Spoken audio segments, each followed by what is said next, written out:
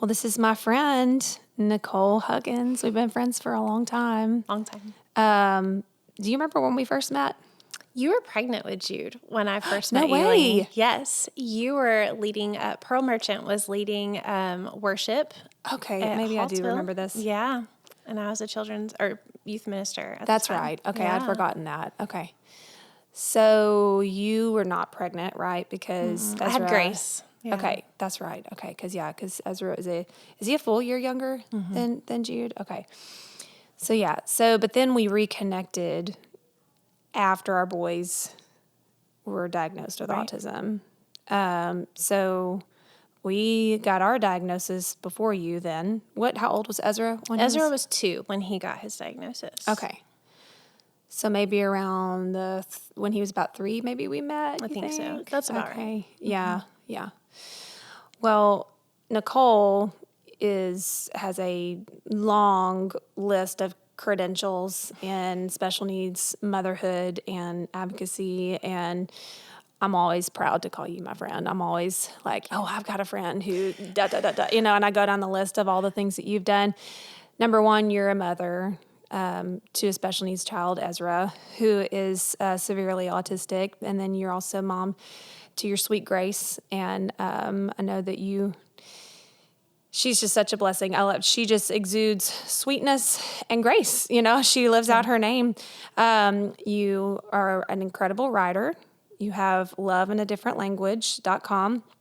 And I strongly encourage you to check that out. You're a very gifted writer. You're a speaker. You travel and speak at churches. And have you done things for schools? Have you done like events at schools? Yeah. Training. Mm-hmm. That's wonderful.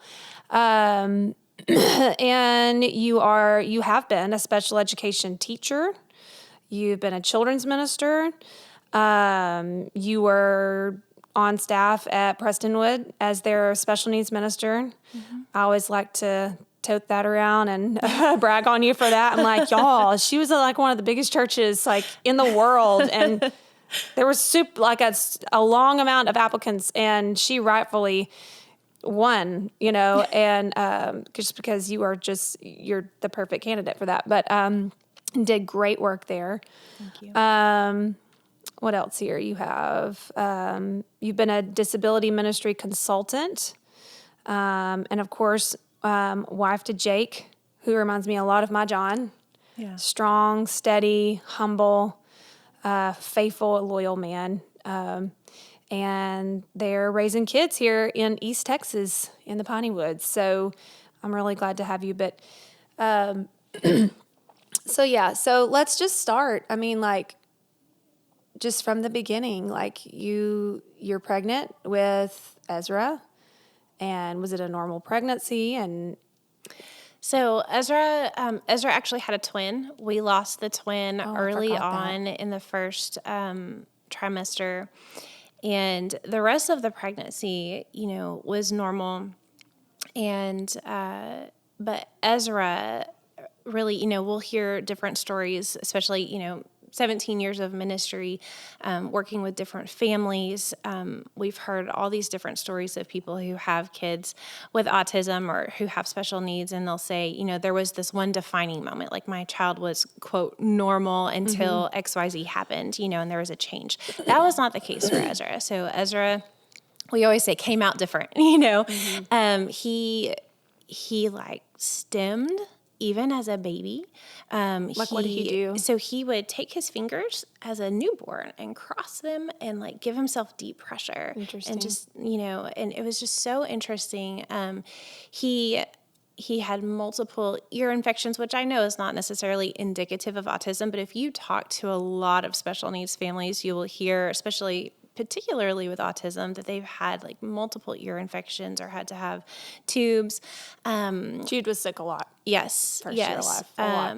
And so it was just different. He cried differently. He fussed differently. It was just different. And honestly, by the time we received his diagnosis at the age of 2, I already knew. I remember going to Jake And of course, I was an educator, so maybe because I had special training and looking for, learning differences in individuals. But I remember going to my husband and just saying, I really think that he has autism. And of course, Jake, not maybe knowing as much about learning differences, was like, well, let's wait and see, kind of a thing. But by the age of 2, when we finally received his diagnosis, we were kind of like, yeah, thanks for catching up. Like, we're aware, but even then, even when you receive that diagnosis, like even though we knew, it still hits you like a ton of bricks, Oh, yeah. It's like that final stamp. And we needed that diagnosis. Even at the age of 2, we needed it for services, for therapies. We knew that, the earlier you start those things, the more it will help your child. And we wanted those things, but it's still just the weight of that final diagnosis is hard. Yeah.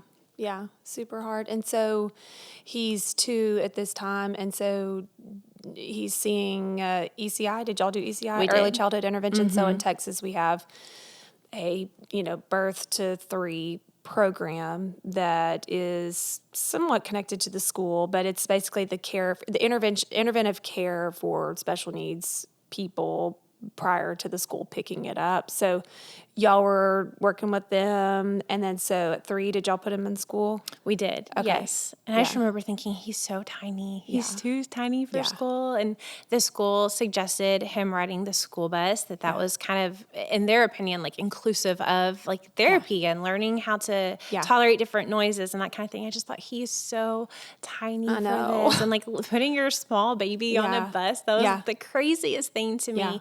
But he had a fantastic teacher. I think our boys had the same Yes, teacher. I know. It's all like coming like back to me because, I mean, it's been forever since Nichole and I have talked through our past. But I'm like, oh, yeah, we were in the same school. I couldn't remember. Yes, he did have a great teacher. And now we see that teacher every day dropping Mabel off because Mabel is at the same school district. So it's definitely a blast of the past. And she knows what she's doing. So he started school. And so school went well for how long? School went well for a while. We definitely have an interesting background with school, the term school for us. And I think, I want to be careful with Ezra's story. So, and I guess I say that I'll preface with, Ezra is now 14 and, he's nonverbal. So he can't tell me, okay, Mom, I want you to share this about my story and not that about my story. And so I always want to be careful when I share Ezra's story because I don't necessarily have his verbal permission, to share everything. And I want to be respectful. But also, Ezra has profound autism.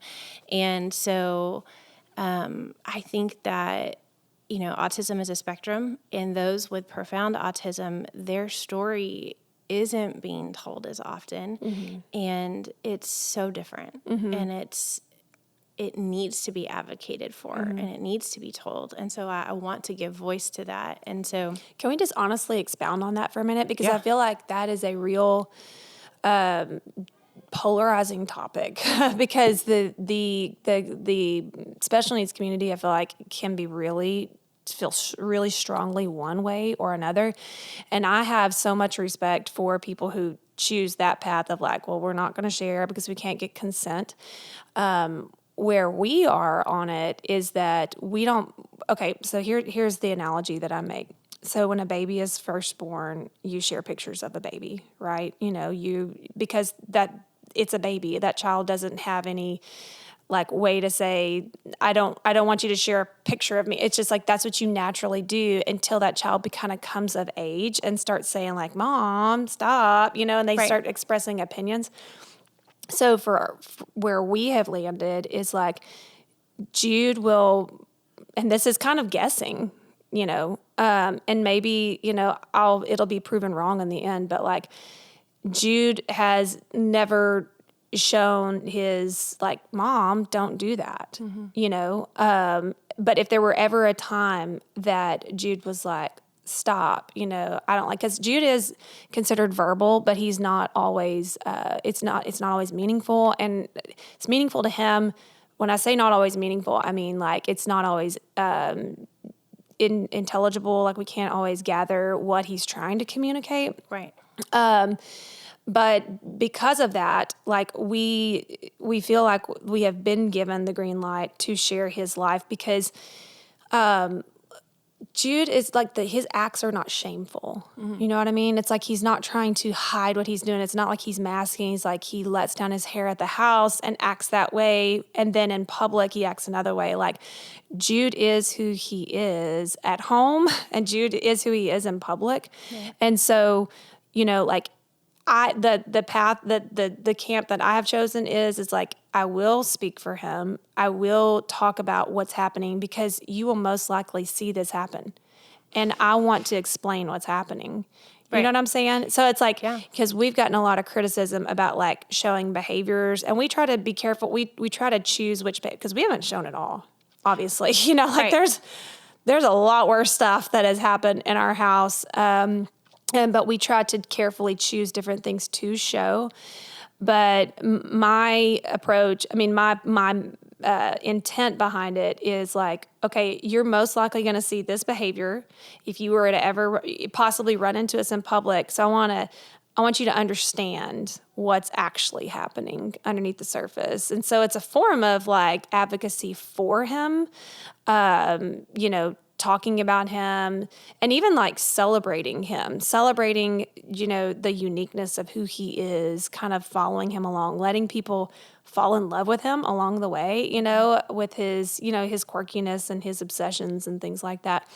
But I don't know, I feel like expounding on that a little bit, because it is we have gotten so much pushback about it, and it's been something I've really reflected a lot on, and has, to be 100% honest, it's kept me up a lot at night and made me scared that maybe I have shared too much. But we do continue to go along down that path. But at the same time, every parent knows their child best, and that is something that each person should have.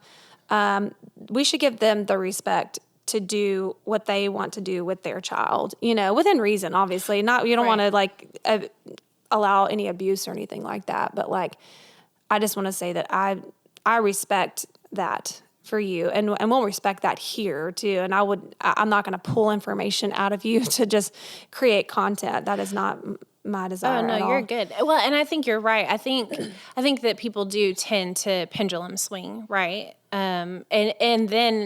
And therein launch a lot of judgment. Mm-hmm. And we tend to take whatever middle ground there is, I think. Mm-hmm. Because I obviously have served on staff at several different churches, and there is such a push, especially when you are on staff, to create content, to share your story, that kind of thing. That's part of it. And so part of that is living with transparency, right? Mm-hmm. And so I'm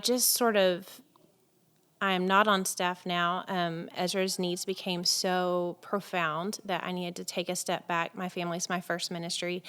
And I kind of needed to take a breather from that and reevaluate.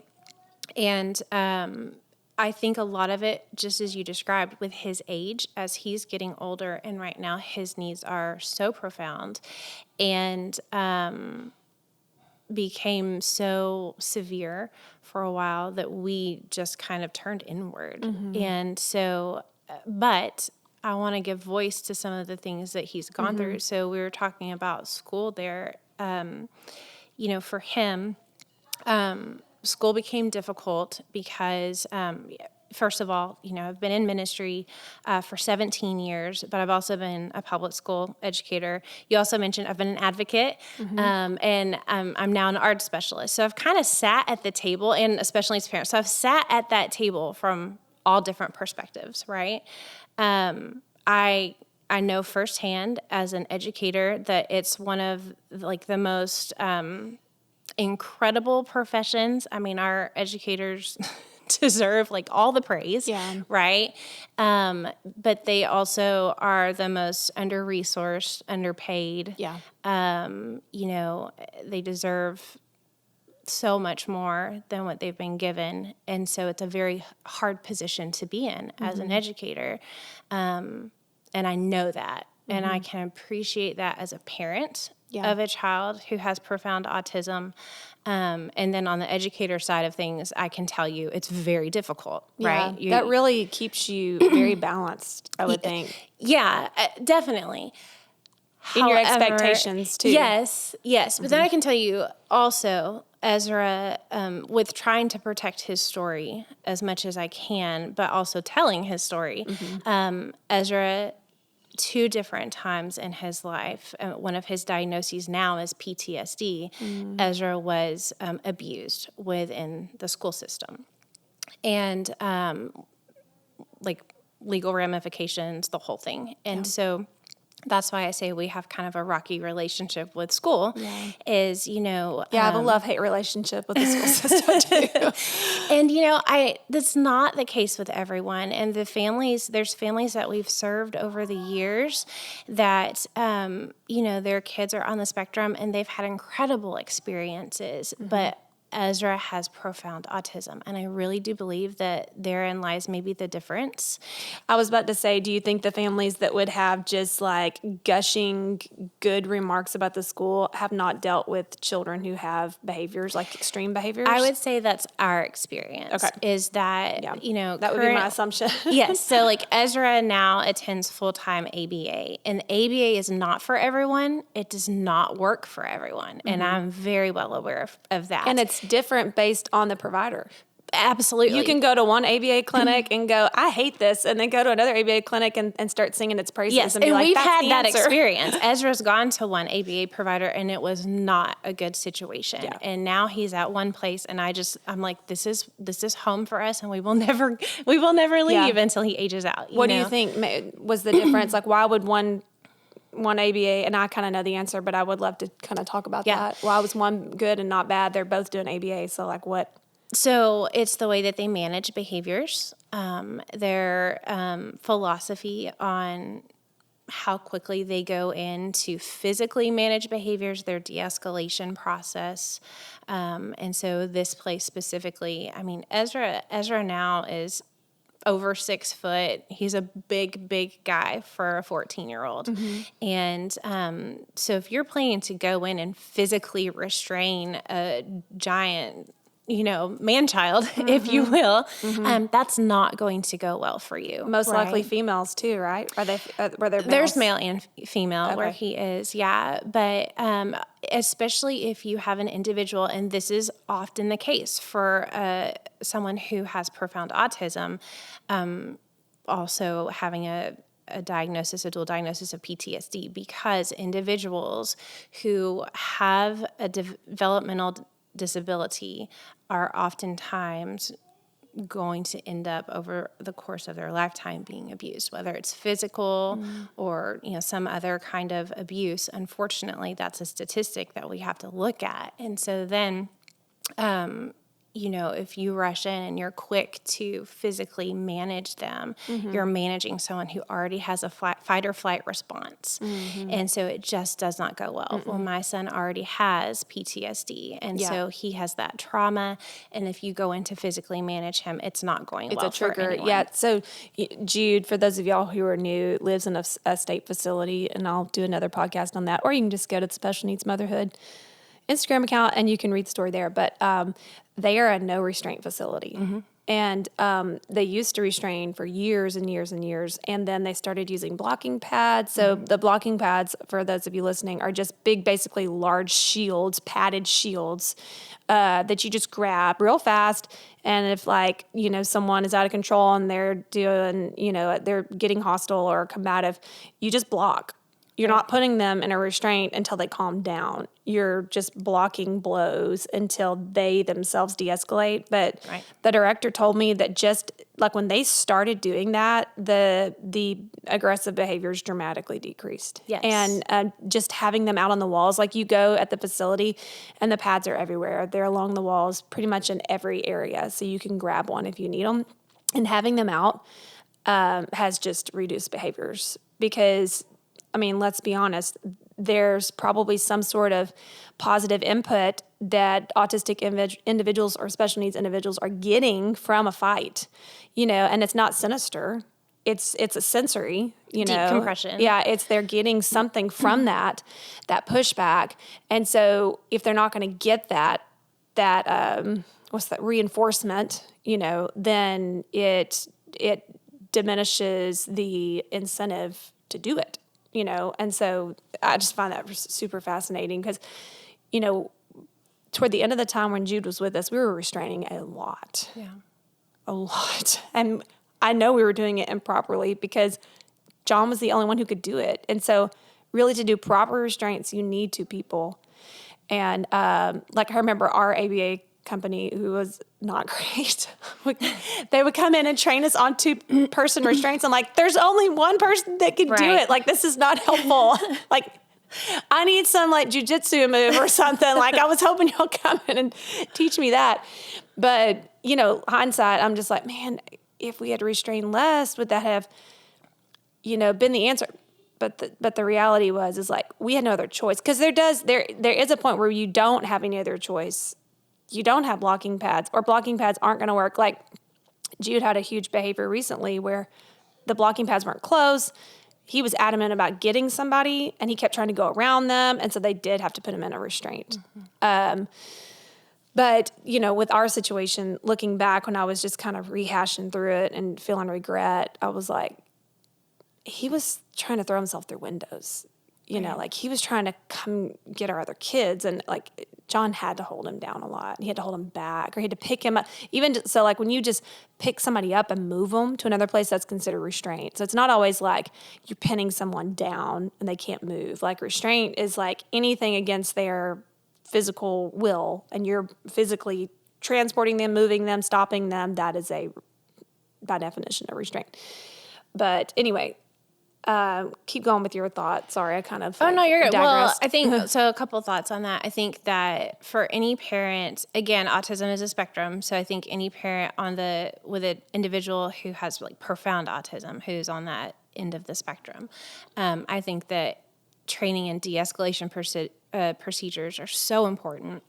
But sometimes they just don't work. Yeah. Right. And so we do have the mats at our home, and we don't lay hands on. First of all, we have a giant man-child at our house. So that's just not going to help anybody. Mm-hmm. But we do have the mats to protect ourselves, to protect him. Did you say how tall he was on here? 6 foot. Okay, I think I did. Okay. And so I think that that's very, very helpful. As well. But I also think you have to give yourself grace. There is no like manual with this. No. It's so hard. And I think it's so easy for a special needs parents to get bogged down with the regrets and the, what if I had done this, or what if we had not given this medication or that medication? And, and I think there's so many times that we have to give ourselves grace, or we're gonna run ourselves crazy, second guessing. The only other thing I would say about the school situation is, obviously, it's a struggle when you think about someone else hurting your child, right? Yeah. And that's a tender spot for us in our hearts. And the first time it happened to Ezra, I had just come on staff at a church. So nothing like being the new children's minister at a church in a new town, and then this happens and at the new school. Right, yes, exactly. Yeah. And so a lot of people had a lot of different opinions about how you should or should not handle this as a believer. And over the years, while I've been on staff at different churches, and I've been with different special needs families, this topic has come up because obviously this has happened to other families as well.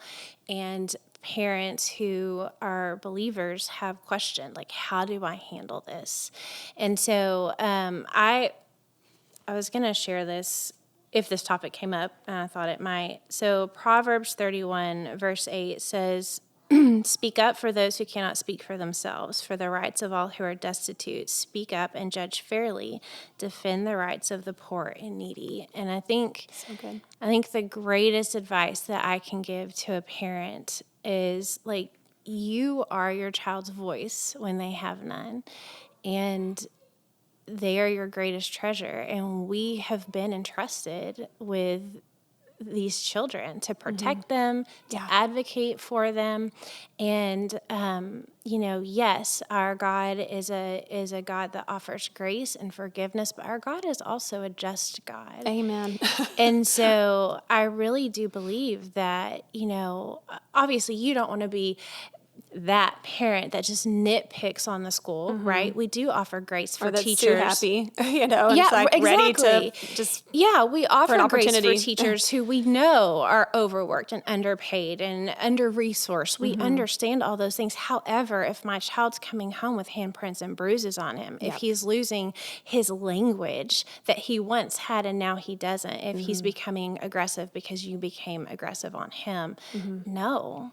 That can't happen. And maybe it actually becomes a sin to not do something. Absolutely. It's like, so we've been on a Little House on the Prairie kick.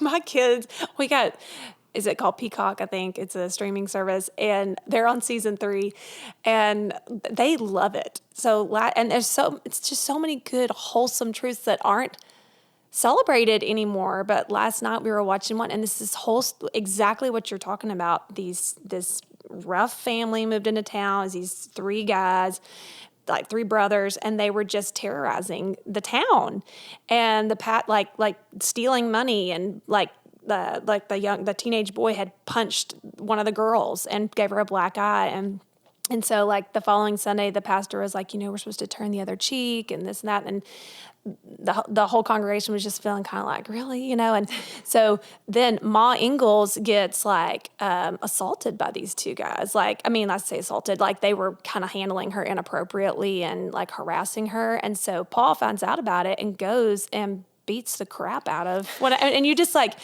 you're like, yes, justice. But at the end of the episode, but then Paul gets the crap beat out of him because he was up against 2 men. But there was so much like, it's so good to see a man go, you won't do that to my wife. You will not do that to my wife. And he got, in his horse and buggy and raced across the town to go to him. But that following Sunday, the pastor got up and he said, I think I misled you. And these 3 bad guys were in the congregation. And he said, last week I told you to turn the other cheek.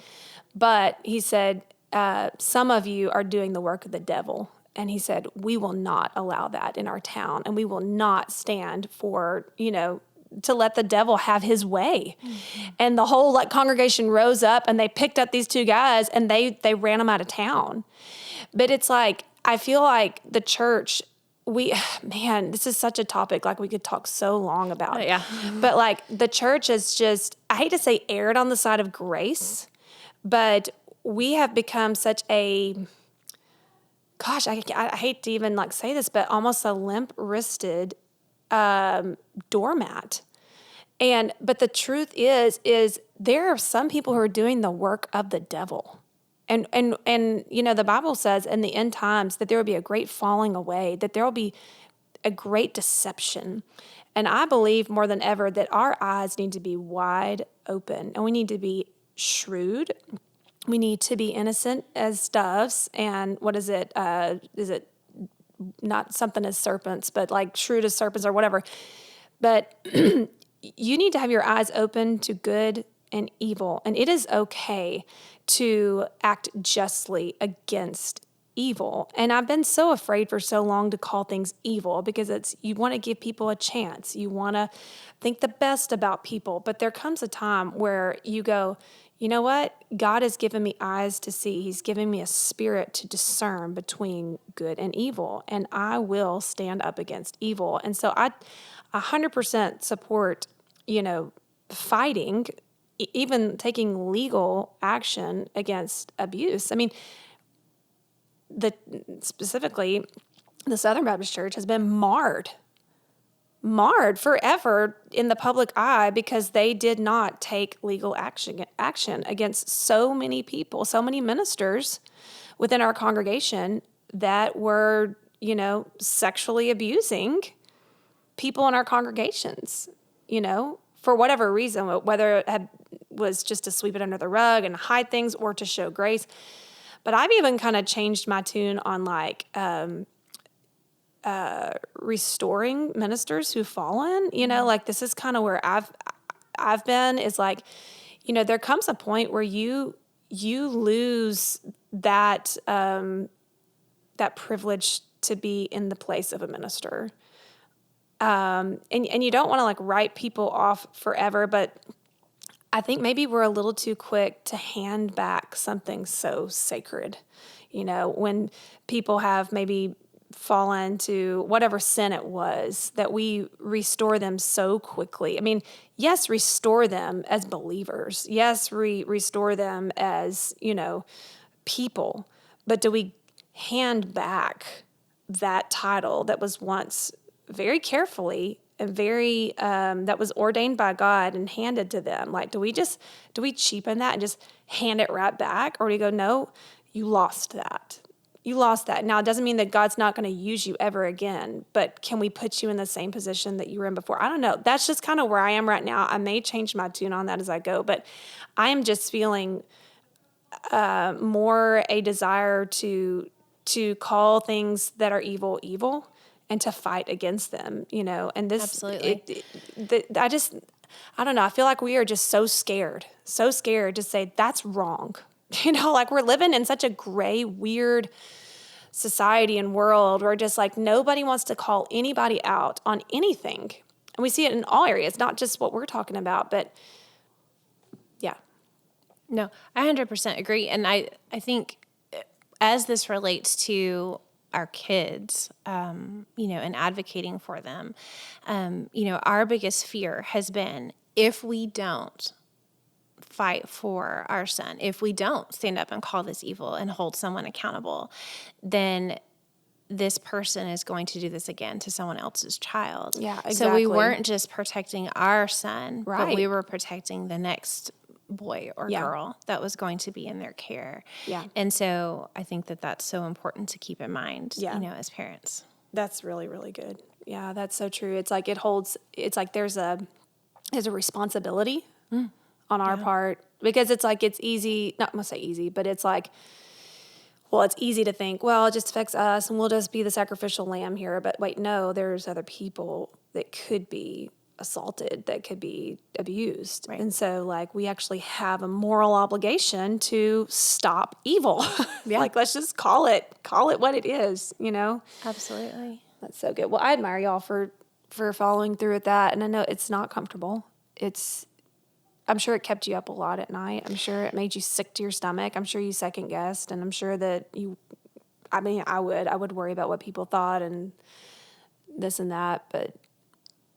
Well, and then the hard work begins, right? It's working on forgiveness, and it's not a one-time forgiveness. And that sounds weird, because then you would say, well, then have you actually forgiven? But how this plays out in the life of a parent who has a nonverbal, profoundly disabled child who has been hurt by someone is, as he lives his life and we see the regression or we see the aggression, and we remember what it was like before the abuse, then that hurt comes back because you remember he wasn't like this before he was hurt. So you're saying like he's never recouped where he was prior to that abuse? Right. Right. And so it stings just a little bit, right? Yeah. Maybe a lot of it. Yeah. And so people, I don't think realize, the weight of their actions, the tremendous responsibility of their actions always, and how it affects special needs families, individuals, who are disabled, and and so that's working on that forgiveness over and over again, and helping your child through it. And so, but there's so many families that we've worked with over the years, served with over the years, who has a loved one who not just with autism, but who is disabled, and who's gone through abuse. And it's heartbreaking for the whole family. It's far-reaching, siblings included, and to help them work through that. Yeah. So did he ever return to public school after that? So it's happened 2 different times in 2 different schools. That's what I thought. Yeah. So the first time, we pulled him out, and he did go to full-time ABA, and he did recover. It took a while, not recover fully. No one ever recovers fully, but he recovered some skills, I guess is what I mean by that. And we thought we were doing pretty well. And we actually moved away and went somewhere else. And so he went back to public school, and it happened again. And at that point, we were done and went to full-time ABA. So when abuse is going on in a classroom, are the parents the first ones to find out they're seeing marks, or they're where does this break down? First of all, I just can't believe that people would do that and think that they can get away with it, but people do get away with it. Right. It's so interesting you say that. The first time that it happened, and again, trying to be protective of Ezra's story a little bit, but we did see marks, and that was how we knew. There was an instantaneous moment. He came home. Things were clearly not okay, and we were able to see marks on him. And so, as soon as you saw those marks, we launched an investigation. Okay, and so when you say and if you can't say any, just say, oh, well, I can't say that. But what does it mean to launch an investigation? So we called legal people, and we had a lawyer, and launched an investigation against the school. So you didn't pick up the phone and go, hey, we see this. What happened? You didn't start there. We did request for video footage in the classroom. Let you see it? Yes. Okay, good. So that's good for parents to know. I mean, some classrooms, there's not cameras, which is crazy to me that there's not cameras in every special education classroom, but there's not. You have to request it to be put in there. A lot of classrooms do have them, but some don't. Yes, and a little side note, when you do make that request, first of all, they have to do it. They have to at least do it in the common areas, probably not in the bathrooms, but they have to do it. But they are given a certain amount of time to do it. So don't expect them to put cameras in the following day. Correct. They have it's maybe 60 days. I mean, it's kind of a long time. It is. So I would personally find out if your child is going into a classroom. If they have cameras, go ahead and make the request now for the upcoming year, so that you can start the year with the cameras. So go ahead. No, you're good. So we saw video footage of what happened, and we went from there. Yeah. And it was clear abuse. Yes, correct. So what did you think when you? I mean, did your heart what were the emotions? Oh, I mean, as a parent, anger. I mean, honestly, I just wanted to vomit. I know that's probably not very. Yeah. Who were you watching that? Were you watching it with administration? So it was you and my your husband, our advocate. I will tell you, as a special needs parent, obviously Ezra no longer goes to public school. I would never set foot in an ARD meeting without an advocate. I just believe that strongly in just making sure that you understand everything. Yeah. I mean, now on this side of it, my son's 14, but I've been in special education for a long time. And so I know the ins and outs of it. And you can be super informed, but I just think it's so helpful to have an advocate just to help you and make sure that everything is on the up and up. And but anyways, our advocate was with us. And then, over the years, I just believe that the Lord has been gracious to us and has put, we always just say that he's put guardian angels in Ezra's life, and we have had whistleblowers. We have had people call us for whispering inside of a janitor's closet. Yes. Please get up here right away. They're about to do this to Ezra. Oh, my gosh. You need to get up here right now. They've We've had done that this too. to Ezra. We've had that too, and I'm so grateful. Yes. And administration was mad. And they did all they could to find out who the whistleblowers were, and we protected them. Yes. But you need them. Yes. And sadly, you need them. Yes, you do. And I'm so thankful for, obviously, again, for protection. I will never disclose, but I'm so grateful to the brave people, because that took bravery, who put a child first. Yes. Laid their job on the line. To call us. We've had people whispering in janitorial closets. We've had someone call us crying from their car. We've had, all different kinds of situations where people were willing to put their job on their line and let us know because they cared about our son, and otherwise we would not have known. Yeah. And so I'm so So you're thankful for watching them. this video with your advocate, with your attorney, and with administration. What's the response of administration? I mean, at that point, you can't dispute, right? So they were like acknowledging? Yes, for that the first particular one. instance, yes. Were they apologetic? Were they... Not particularly apologetic, but... Because it's CYA at that point. Yes. Which I absolutely abhor.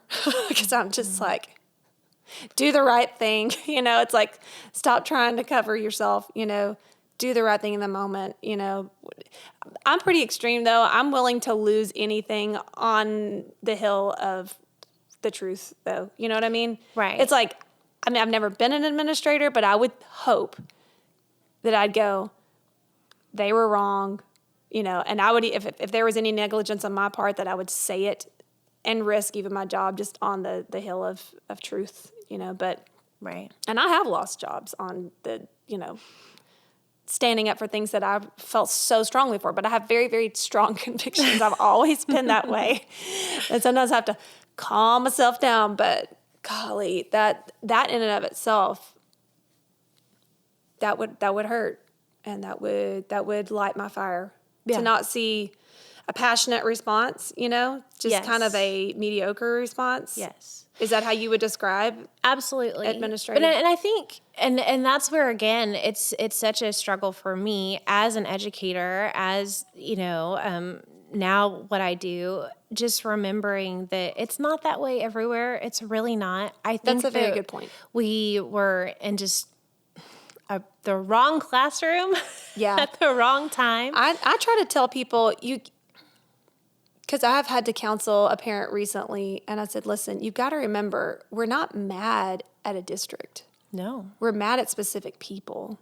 Like, you have to keep it with people, because people are the ones who make the decisions. People are the one who commit the actions, not this mysterious, intangible district. Like, well, I don't like fill in the blank. I'm just like, that doesn't exist. It's specific people. Right. So because like in the district that we're in now, like we have had some of the greatest teachers and then some that were not so great. But like, I can't take one experience of the not so great and just go, well, that district's blah, blah, blah. I think that if there is the wrong administration, I think I could go, well, don't go to that district, because I know that they're the ones that are trickling down to everything. But it's good. It's a good point that you make, that you can't just say public school's bad. Right. No, it's can't. not. I mean, you've got to take it case by case. Because it's so important as a parent, as any parent, but especially when you have a special needs child, to partner with your district, to work, to partner with the teacher, to have a good open line of communication. All those things are so important. And so, although it's very easy to take hurt from a prior year and apply it to your whole experience, you really, really can't do that, or you're setting your child up for failure. It takes a lot of discipline to do, too. It does. But, no teacher is the same, and you really have to start fresh each year. But again, it goes back to holding accountable individuals who need to be held accountable, biblically speaking. But then also offering grace where it can be applied, but giving your district a chance to do what's right. Yeah, that's so true. That's really good. And so you have to be careful. And then, when you have a child with a profound disability, and these things have happened, I think parents generally carry over, and this is every special needs parent thinks I need to live to be 200, right? Like we all need to live forever to take care of our kid. Yeah. But then especially when you've had these circumstances, you think, I really okay, Lord, somehow I need to live forever because I can't let this ever happen again. Yeah. We're super protective and our circle has shrunk so much because our trust is very limited. Which makes it even harder for you. There's more heaviness on you. Absolutely. Because you have less people in your court. They're helping you carry the load. So you watched that video and then you immediately, y'all went into, I guess it's called litigation. I'm not very good with all the legal terms. And then that came to an end and then y'all went to a new district and then same story all over again. Very similar. Yeah. Mm-hmm. Yeah. And so then y'all left public school and went into an ABA clinic that y'all felt really good about, the one where he is now, correct? Yes. Okay, yeah. There's some moving around, but yes. Yeah, yeah. And it's working right now for him. Yeah. So what about today? Where Ezra, where Ezra is today, where are you today with his life and his needs? And so, well, right now he's 14 and he has, level 3 autism. So he's going through puberty, which is, we just, for a long time, we're we're just not going to say that word and maybe we'll just make it not happen. It's happening. But it's happening. Yeah. And so we are just in the midst of it. And so how that plays out for not every parent, I think we have a mutual friend who was like, oh, my son has autism and he hit puberty and he just calmed. And I was like, maybe that will happen for us, but it didn't. Yeah. Oh. So, we've got a lot of emotions going on and a lot of things going on. Ezra just recently received a crisis diversion slot through HCS. Okay, let's talk about that. Let's talk about that. A lot of people don't know what that is, and we're in Texas, so it's going to be different state to state.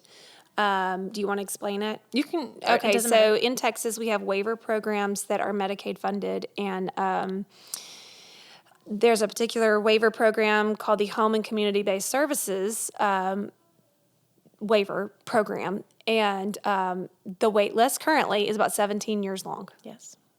Which is so stupid because Texas has a surplus every year. They have a surplus. I don't consider myself a political expert, but what in the world? We have a financial surplus every year, and yet we're not giving these services to people. So you have to wait unless you can prove that first of all, you get on this interest list saying, hey, we're interested in this HCS program, this waiver program. And every year they call you, do you still want to be on the list? And which is so nerve-wracking. It causes panic attacks. Am I going to miss the call? Are they going to put me back at the bottom of the list? It's just horrible. Why are you doing this to us? We can't, as special needs parents, we don't have time for this. Just keep us on the list, okay? We'll let you know.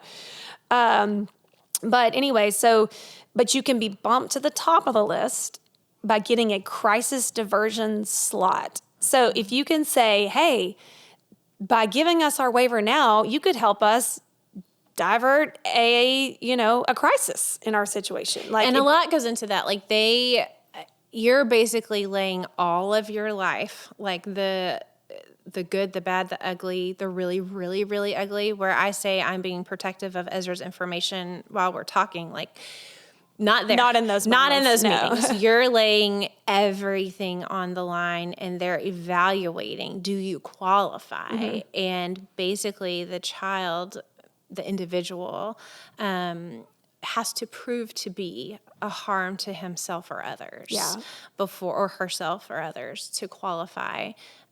Which is why so many parents can't bring themselves to do this, because you have to be willing to lay it all out there. And it is horrifying. It's a very to let people know what's actually going on behind closed doors. And of course, now our situation was going on everywhere, but there were certain things that did happen at our house. We were like, oh my gosh, oh, this is like, we don't want people to know that happened. Not sexual stuff. I'll just go ahead and write that out there. That like we none of our children were ever inappropriately touched or anything like that. I don't want people to think that.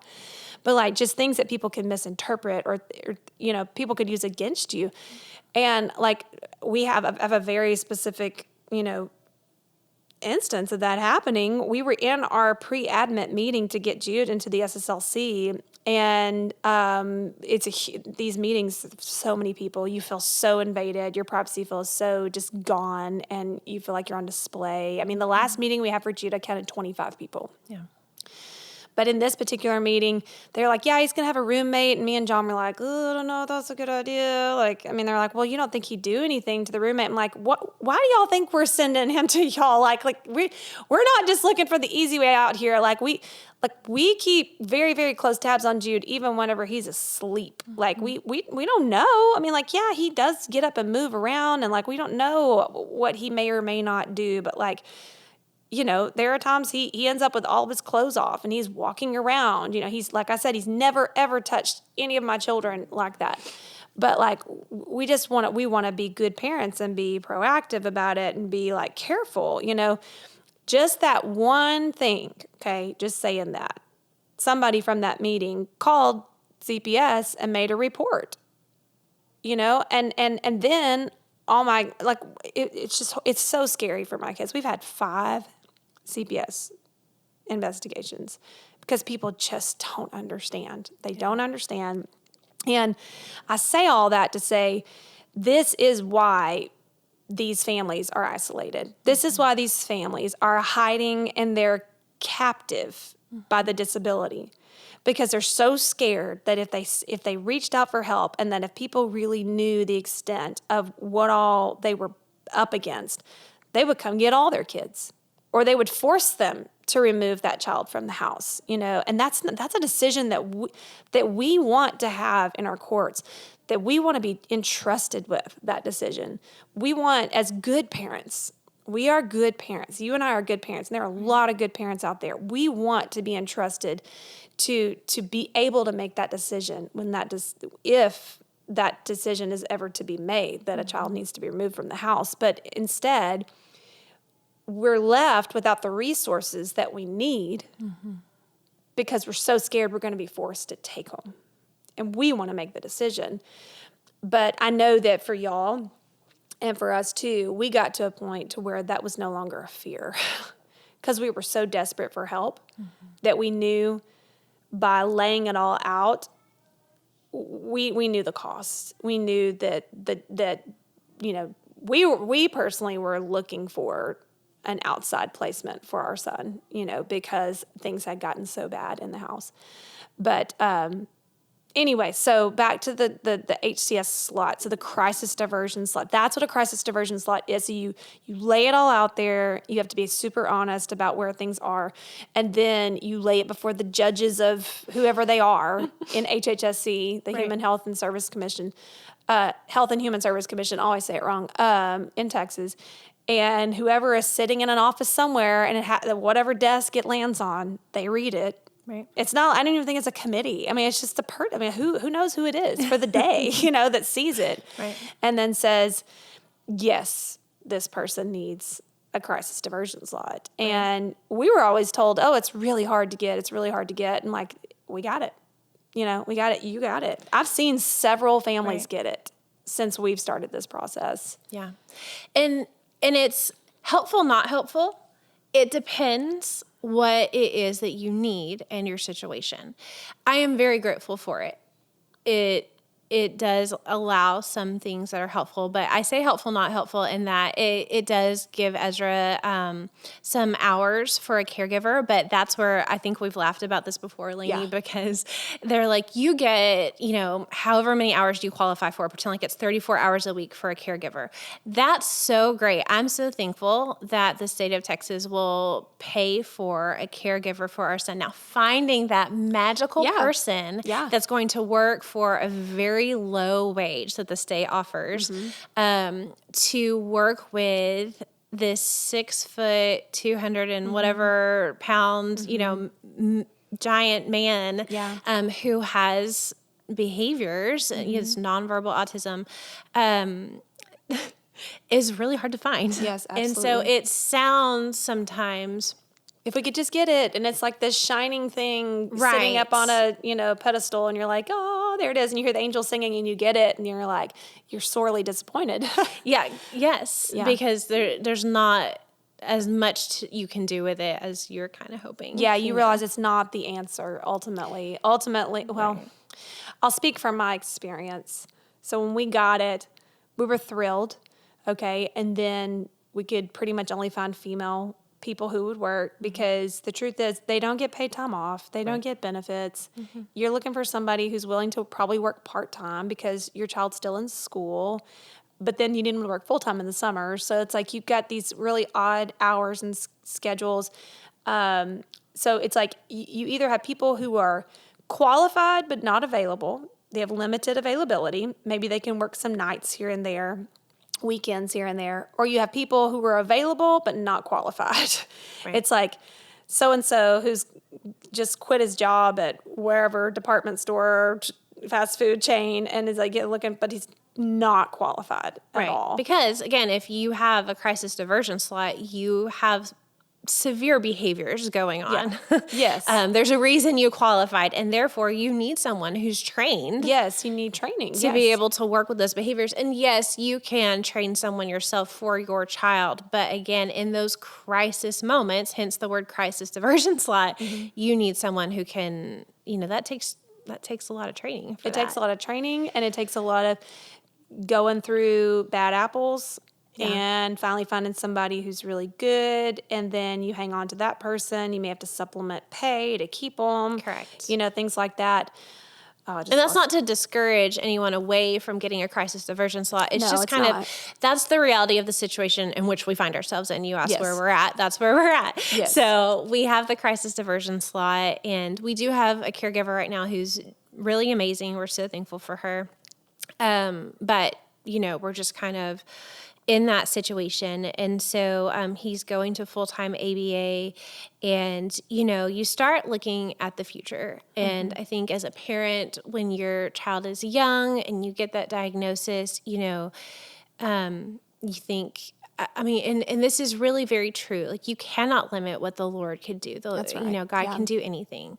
And I, again, have worked with so many families who, their kiddos maybe have autism. And I know I can think of one kiddo right now. He's a young man now, and he's going to college, which is so incredible. Another family that when I was on staff, their daughter has Down syndrome, and she's at college right now at Clemson. And having the time of her life. Like, there's so many cool opportunities now.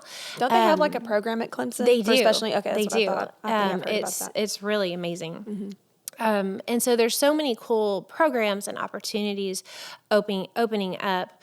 But now that Ezra is 14 and he is, again, more profoundly disabled, and we start looking around, even group homes or day-habs really won't take him because of his, outbursts and aggression. And so you start realizing your limited options. Yeah. And so, again, we don't want to limit what the Lord can do. Ezra had some medical stuff that really needed to be taken care of that we just had taken care of. That's a whole nother thing. And so we're very thankful that he's maybe hopefully feeling better, and maybe some of his aggression and behaviors were from not feeling well.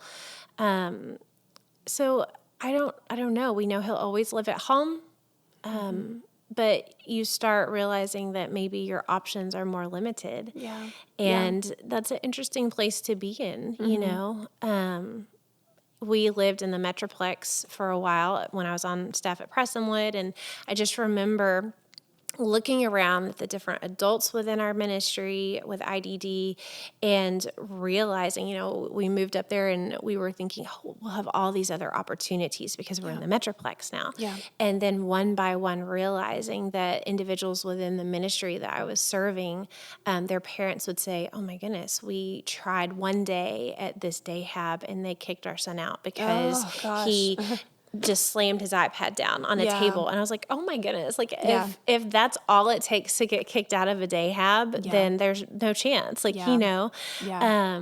and so That's a really sad realization, because I'm still rural, and you do have this like this kind of thought that, oh, well, bigger cities have more resources, but like you've been yeah. to one of the biggest cities, if not the biggest city in Texas, and you're like, well, I don't know of any. That's Which was a large part why we kind of moved back home to East Texas was we it thought, wasn't the end all be all. yeah, after all. let's have the support of our family and friends if we're not going to have the support of The system. the system. Right. Absolutely. Yeah, that's crazy. Yeah, so when we got our HCS slot, we were employing mainly women, and basically the way it could sort of have worked is if we didn't live in the house, and Jude lived by himself with the caretakers, because we got to a point like toward the end of that summer where, and this is when he was much younger, like this was 3 years ago, so he wasn't even as big as he is now. I was in the morning before he even woke up, I was putting all my other kids in the car, and as soon as the caregiver got here, I would drive off, and we would just stay away all day until my husband got home, because that's when I really felt safe, Right. was having John there. Jude was not violent all day, every day. That's not really the case for most of our children. It's explosive and intermittent, but the in-between, even though seems peaceful, for the people who have the PTSD that have dealt with all the explosive behaviors, there's really never any peace. You're anticipating the next explosion. Right. And so just that on edge feeling all day long, even though there wasn't like chairs flying all day, we were just waiting for the next explosion. And so that wasn't good for my mental health. That wasn't good for my kids' mental health. And so we were just staying away. And at that point, we realized, okay, this HCS slot that's supposed to be so great to provide all the funds that we need is actually not fixing the problem. This is going to have to take place outside of the home. And then we started looking at, the group homes, which is devastating, absolutely devastating, because at this time, Jude was 12 years old, okay, not even a teenager. We realized, wow, there's not even group homes. So then you're now forced to look at state hospitals for short-term treatment, which really aren't even equipped to take in people with intellectual disabilities. In fact, they're really discriminating against people with disabilities, because at one point we were at the ER trying to get a psychiatric placement in a hospital to get meds regulated, and we were turned down by I don't know, it was in between 9 to 13. I can't remember how many. But I'm thinking, this should be illegal. Right. Because they would ask the question, do they have their ADLs mastered, the activities of daily living, like toileting, bathing, all that stuff, feeding? And we'd say no, and they would deny him. I'm like, this should be illegal. This is discriminatory. Like, do we want to offer mental health resources to all people, or are we going to discriminate against them because of their disability? And that's a real thing that's happening in our systems. And at the same time, you don't want to send them to these places that don't have any clue how to handle them.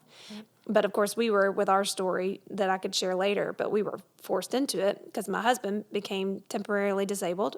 And so we needed a holding place for him. So we took him to the nearest state hospital. It wasn't great.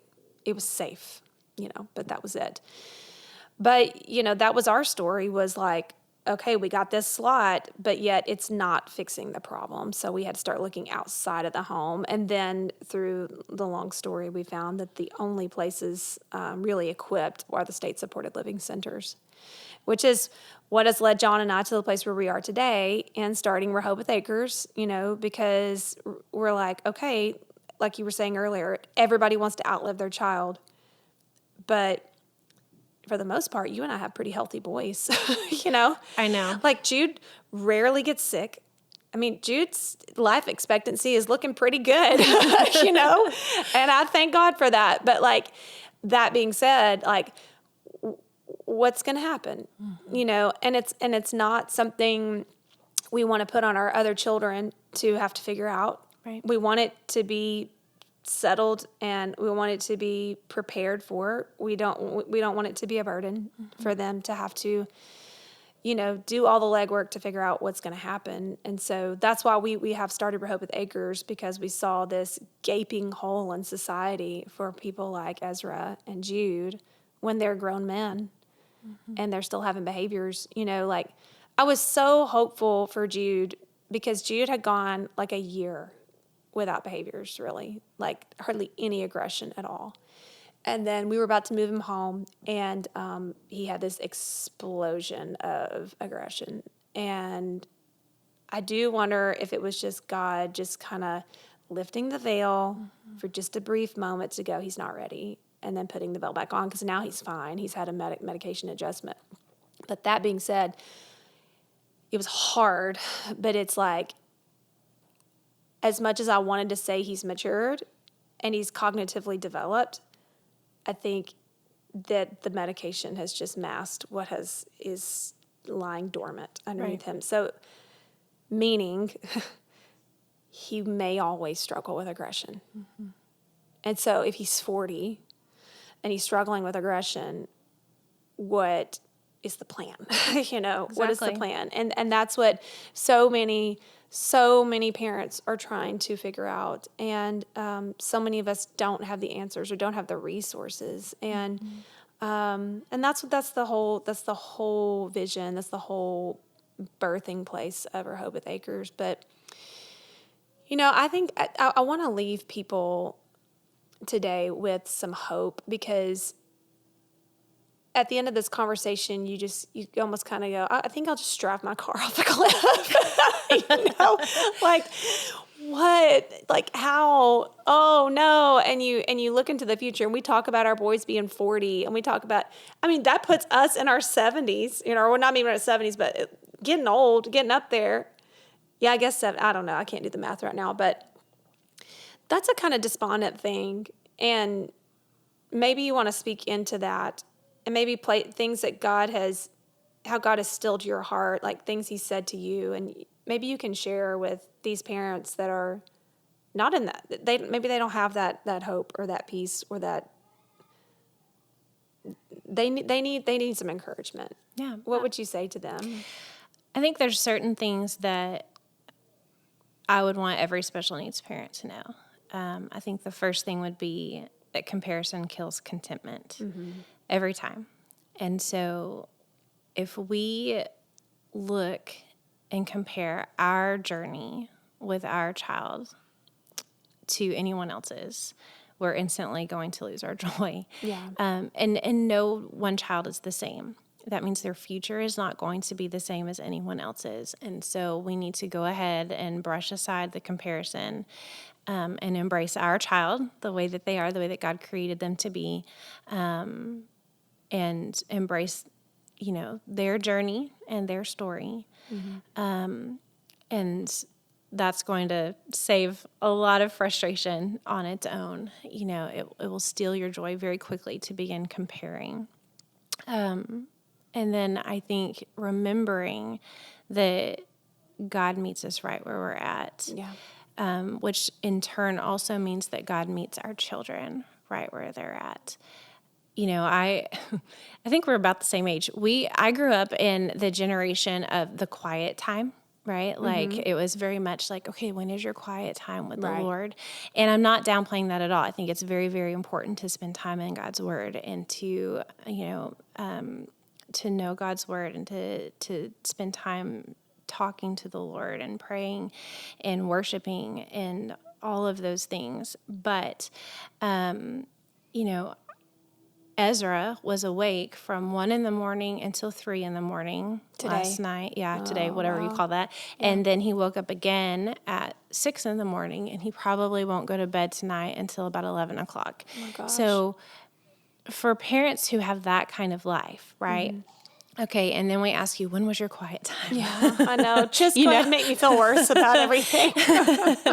So it's so important to me to remind parents that God meets us right where we're at in the midst of our everyday life. And so, when I fall to the floor in the hallway in tears because Ezra's beating his fist against the wall. Yeah. And I'm just praying to the Lord that God would grant him peace. Yeah.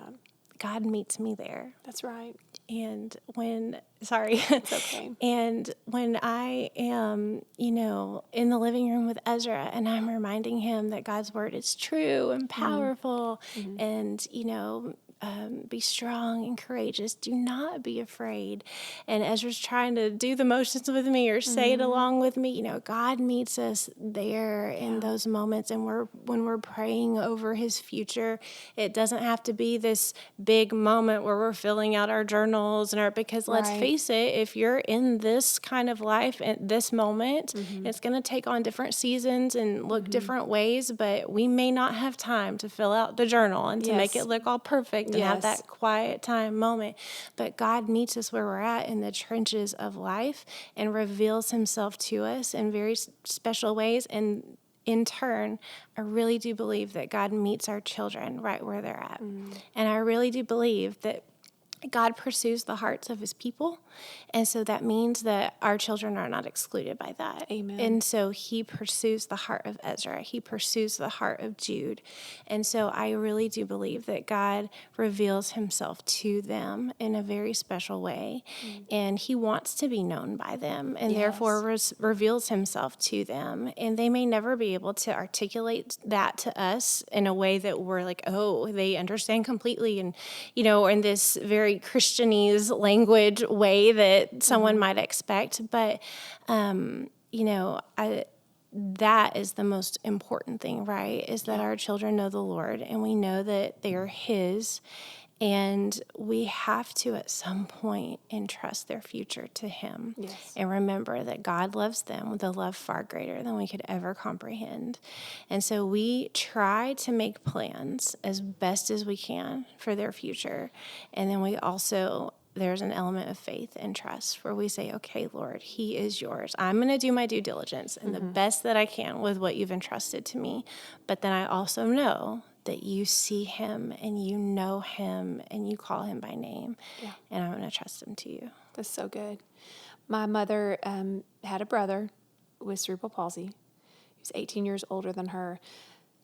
All my childhood, I can recall them, what are we going to do with Berlin? What are we going to do with Berlin? Are we going to be able to move? I mean, the situation was complex because he did not want to move. And then he was getting older and, oh, what if this? What if that?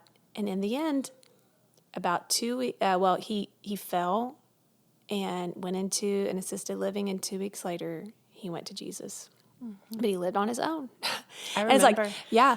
And it's like, we spent all that time, what are we going to do? What are we going to do? What are we going to do? And in the end, he never had to move.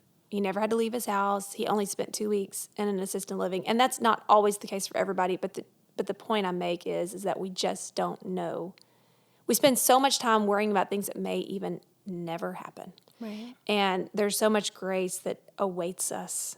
Think about the Israelites in the desert and just how applicable that is to all of us every day of our lives, that he gave them the manna that they needed. And then he said, take only what you need for today and don't store it up, and trust that I will do the same thing I did today. I'll do it tomorrow and I'll do it the next day. I'll keep doing it. And God gives us opportunities for him to work in that trust, to like surgically put that into us, and it's painful. But he gives us, especially as parents of special needs kids, like opportunity after opportunity after opportunity to learn to really let go and really trust. And yes, advocate. Yes, plan. Yes, have your eyes wide open. But ultimately, find your peace in knowing that the Lord will take care of us. Yeah. He promises it. And if God's given you these kids, he has not given you these children to abandon you. Mm-hmm. He's given you these children to teach you who he is. And that's a gift. And for all you weary parents out there and worried parents out there, or maybe siblings that are caretaking, that are the guardians, I pray that this has been an encouragement to you, and I pray that this has given you hope today, because with the Lord, there is always, always hope. And in the rough paraphrase of a quote by Elizabeth Elliot, there is no valley so deep or so dark where God cannot there show his glory. He'll use it all. Thank you so much for Thank you. coming. Oh, it's such a blessing, and God bless your family. I love you. I'm proud of you, Thank and you. just so grateful for all that you're doing. And yeah, thanks for joining us today. Thank you.